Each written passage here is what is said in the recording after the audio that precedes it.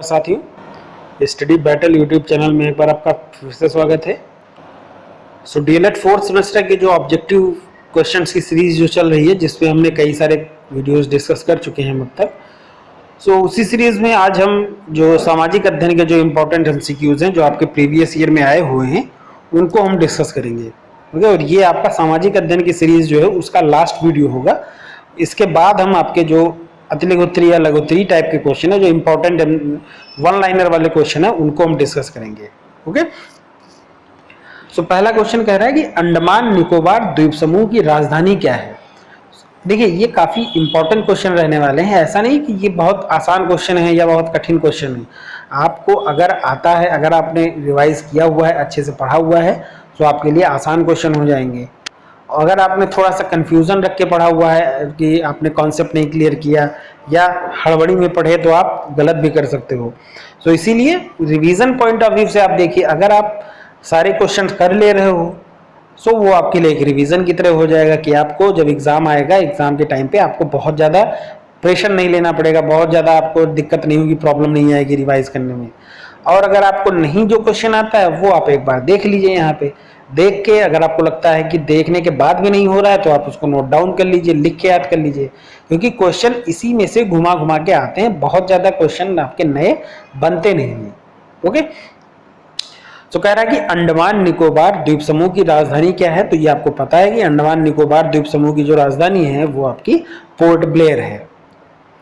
Lagoon झील स्थित है। देखिए, लैगून झील जो है वो आपकी पूर्वी तटीय मैदान में झील स्थित है। ओके, लैगून झील कौन सी है? चिल्का झील जो है वो आपकी लैगून झील है। उत्तर प्रदेश का कुल भौगोलिक क्षेत्रफल कितना है? देखिए, एक क्वेश्चन तो हो गया भारत का भौगोलिक क्षेत्रफल, और एक क्वेश्चन आपका हो गया उत्तर प्रदेश का भौगोलिक क्षेत्रफल। तो आपको यूपी का भौगोलिक क्षेत्रफल कितना है? देखिए, उत्तर प्रदेश का कितना है? पूरे इंडिया का कितना है? 32,87,263 वर्ग किलोमीटर। और यूपी का अगर हम कुल भौगोलिक क्षेत्रफल की बात करें तो वो 2,70,928 वर्ग किलोमीटर है।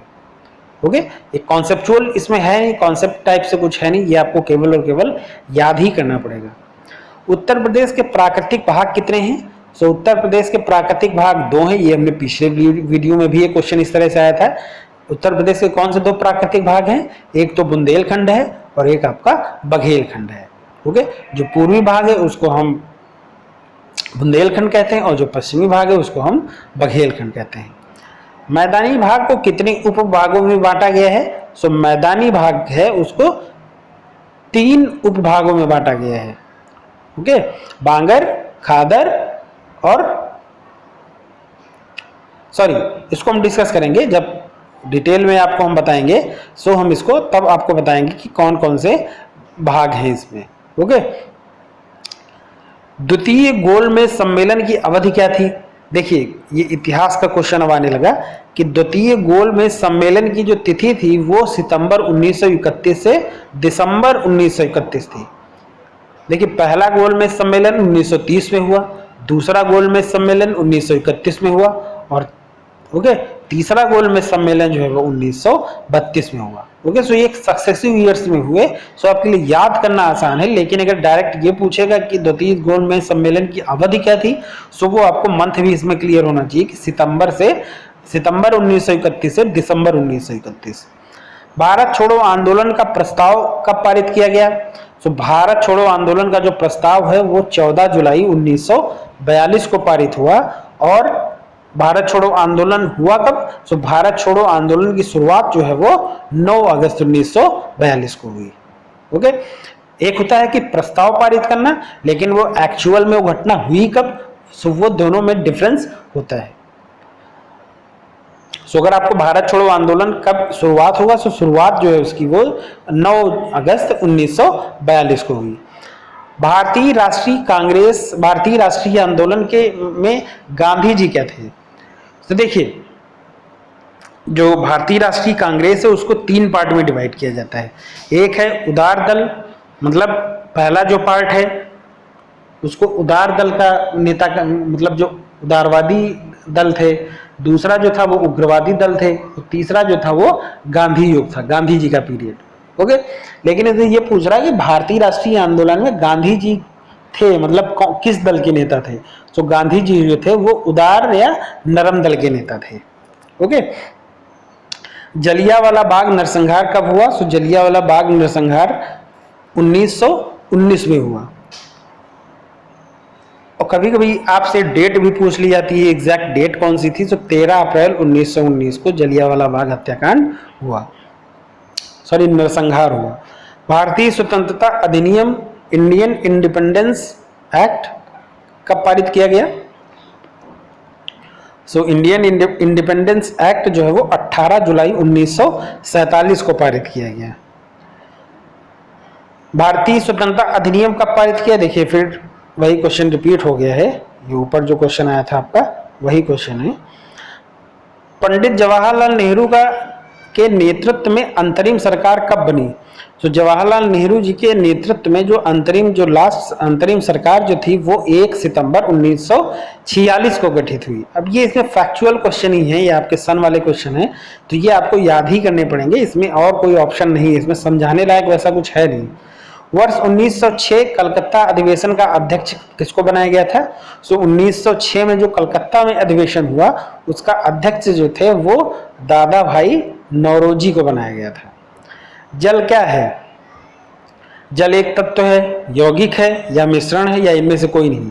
सो जल जो है वो एक मिक्सचर है। मिक्सचर क्यों है? क्योंकि वो हाइड्रोजन और ऑक्सीजन दोनों का मिश्रण है, दोनों को मिला करके जल बनता है। जलवायु का तत्व कौन सा है? जलवायु को तत्व मतलब या जलवायु को प्रभावित करने वाले तत्व या जलवायु के तत्व में एक ही चीज है। तो जलवायु के तत्व एलिमेंट्स कौन कौन से हो जाएंगे? टेम्परेचर, तापमान, मेघ जिसको हम क्लाउड्स कहते हैं, वायु वेग, विंड वेलोसिटी क्या कितनी है, या उपरोक्त सभी। सो जलवायु के तत्वों में आपके तीनों आ जाएंगे, तापमान भी आ जाएगा, मेघ भी आ जाएगा, वायु वेग भी आ जाएगा, क्योंकि तीनों जो है फैक्टर जो है वो जलवायु को निर्धारित करेंगे। मौसम के तत्व आपको पूछ रहा है, मौसम के तत्व कौन कौन से हैं? सो वर्षा की संभावना है कि नहीं है, ये तत्व होगा आपका, और वायु भार। ओके, जो एयर वेट है दोनों आपके इसके तत्व हो जाएंगे। राष्ट्रीय कांग्रेस की स्थापना किसने की थी? ये भी देखिए क्वेश्चन आपका रिपीट हो रहा है कि राष्ट्रीय कांग्रेस की स्थापना एवो ह्यूम ने की थी। कांग्रेस द्वारा स्वराज की प्राप्ति का लक्ष्य कब रखा गया? सो कांग्रेस द्वारा स्वराज प्राप्ति का लक्ष्य जो है वो दिसंबर 1906 में रखा गया था। आपको इस तरह के क्वेश्चन कम्युनिटी टैब में भी मिल रहे होंगे चैनल की, अगर आप देख रहे होंगे तो। जलियांवाला बाग हत्याकांड की घटना कब हुई? देखिए अभी ऊपर क्वेश्चन जो है वो केवल सन वाला था, जिसमें आपको केवल सन बताना था, और इसमें आपको डेट पूरी बतानी है। 13 अप्रैल 1919 हमने डिस्कस कर लिया। खिलाफत तथा असहयोग आंदोलन की अवधि क्या थी? देखिए खिलाफत आंदोलन और असहयोग आंदोलन ये दोनों आंदोलन जो है लगभग एक ही टाइम पीरियड के थे, समकालीन थे एक दूसरे के। तो खिलाफत और असहयोग आंदोलन की अवधि जो है वो 1919 से 1922 तक थी। काकोरी कांड की घटना कब हुई थी? तो काकोरी कांड की घटना 9 अगस्त 1925 ईस्वी को हुई थी। ओके, देखिए इसमें ज्यादातर क्वेश्चन जो है वो आपको ऑब्जेक्टिव में ही जो आपके सन वाले ही क्वेश्चन है। नेहरू रिपोर्ट कब प्रस्तुत की गई? तो नेहरू रिपोर्ट सन 1928 ईस्वी में प्रस्तुत की गई। ओके, बाकी आपके ऑप्शन में 29 है, 26 है, 30 है, तो देखिए कंफ्यूजिंग रहता है क्योंकि आपको आसपास के सन भी जो है वो दिए हुए हैं। भारतीय राष्ट्रीय कांग्रेस की स्थापना कब की गई थी? तो भारतीय राष्ट्रीय कांग्रेस या इसी को हम आईएनसी कहते हैं, इंडियन नेशनल कांग्रेस की स्थापना जो है वो 1885 ईस्वी में करी गई थी। ओके, पूना पैक्ट कब पारित किया गया था? सो पूना पैक्ट जो है वो सितंबर 1932 में पारित किया गया। अब पूना पैक्ट के बारे में भी हम डिस्कस करेंगे डिटेल में, जब वीडियोस आपके हो जाएंगे उसके बाद हम थोड़ा डिटेल में डिस्कस करेंगे। प्रथम गोलमेज सम्मेलन कब से कब तक चला? देखिए अभी ऊपर द्वितीय गोलमेज सम्मेलन का क्वेश्चन आया था और यहाँ पे प्रथम गोलमेज सम्मेलन का क्वेश्चन आया है। जो प्रथम गोलमेज सम्मेलन की कब से कब तक या उसकी अगर अवधि भी पूछे एक ही चीज है, तो कब से कब चला? 1930 से 1931 ईस्वी तक। बाकी जो ऑप्शन दिए हुए हैं 1929 से 31 तक, 32 से 34 तक, 31 से 32 तक, लेकिन सही जो उत्तर होगा आपका वो 1930 से 1931 चला। ओके, द्वितीय गोलमेज सम्मेलन जो था वो 1931 सितंबर 31 से दिसंबर 1931 तक चला। ओके, और जो तृतीय गोलमेज सम्मेलन था वो 1932 में चला। सविनय अवज्ञा आंदोलन को किस वर्ष प्रारंभ किया गया, या जिसको हम इंग्लिश में सिविल डिसोबीडियंस मूवमेंट कहते हैं, उसको कब पारित किया गया, किस वर्ष प्रारंभ किया गया? सो किस वर्ष प्रारंभ किया गया? 1929 ईस्वी में।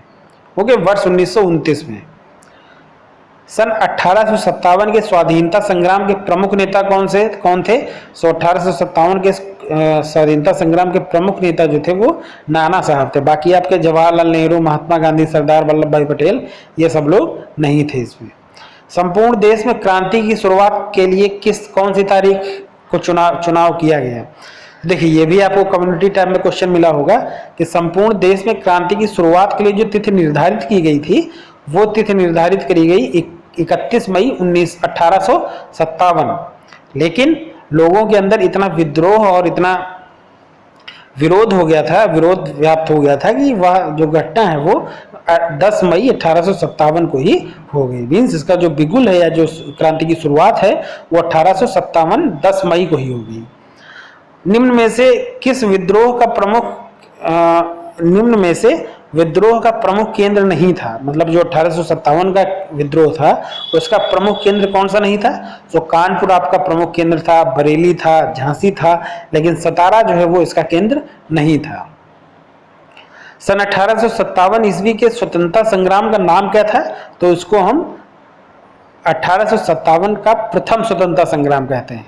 ओके, क्योंकि इससे पहले आज़ादी के लिए या स्वतंत्रता प्राप्त करने के लिए इस तरह का कोई आंदोलन नहीं हुआ था। सो ये अपने तरह का एक पहला संग्राम था।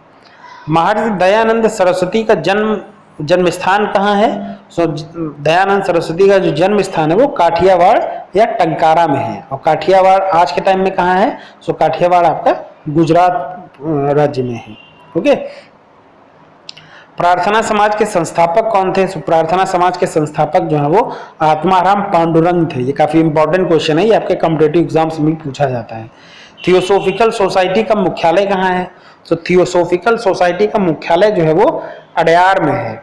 ये क्वेश्चन भी आपके कम्युनिटी टैब में आपने देखा होगा, पोस्ट किया था हमने। सो अडयार जहाँ तक मुझे ध्यान है केरल में है, मैं कंफ्यूज हूँ, बिल्कुल कंफर्म नहीं हूँ, जहाँ तक मुझे ध्यान है केरल में है।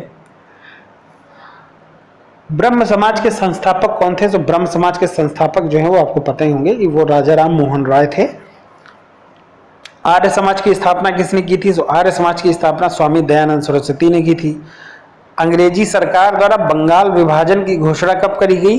तो बंगाल विभाजन की जो घोषणा है वो दिसंबर 1903 में करेगी। और जो बंगाल विभाजन हुआ कब? एक्चुअली 1905 में।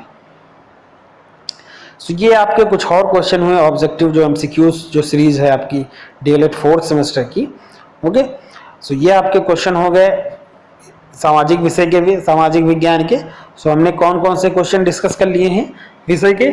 हिंदी के देखिए आपके 2 वीडियो थे वो डिस्कस कर लिए हमने, इंग्लिश के 2 वीडियो थे वो डिस्कस कर लिए हैं।